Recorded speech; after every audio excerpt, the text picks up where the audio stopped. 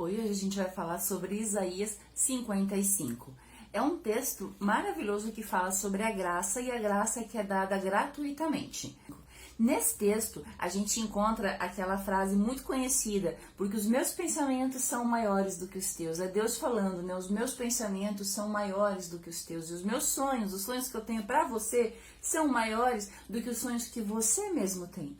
Esse texto você encontra em Isaías 55 também, mas a gente não vai se atentar a ele. A gente vai olhar o final de Isaías 55, que é 55:13, aonde Deus fala que no lugar do espinheiro vai crescer um cipestre e no lugar da sarça vai crescer uma murta.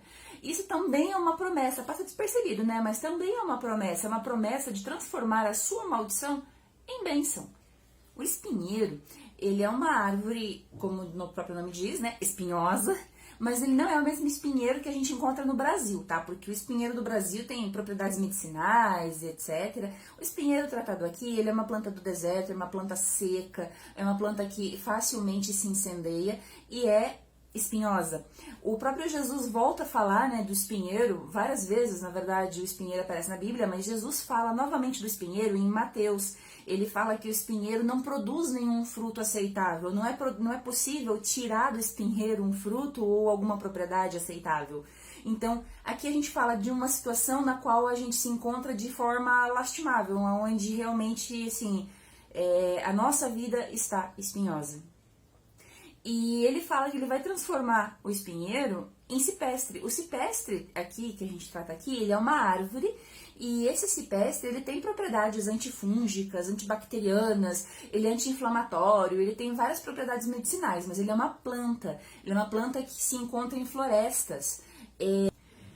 E o cipestre, ele é uma planta que, mesmo que depois de um incêndio na floresta, ele ainda consegue reviver. Ele é uma planta que, ele é uma árvore que tem mais facilidade de reviver depois de incêndios e muitas vezes até de não ser queimado dentro do seu cerne. Então aqui a gente está transformando o espinheiro em um cipestre, na nossa vida também. E a gente também vê Deus falando aqui sobre transformar a sarça em murta.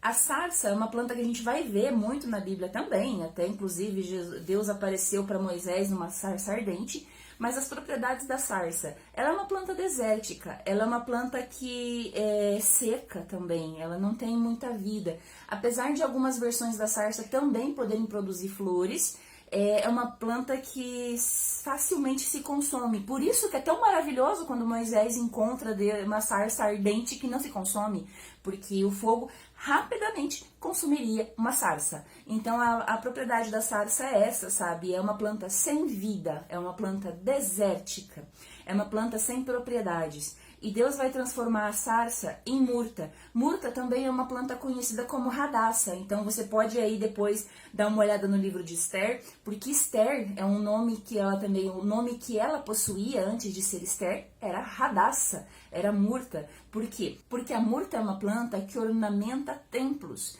Os tabernáculos construídos pelas festividades daquela época eram cobertos todos com murta. Murta é uma planta que, mesmo estando em um ambiente desértico, ela é cheia de vida, ela está sempre verde, ela produz flores o ano inteiro e as flores dela são de aroma agradável, de aroma intenso, então ela é uma planta bonita e também agradável de se ter e ela está sempre viva, indiferente das condições na qual ela se encontra.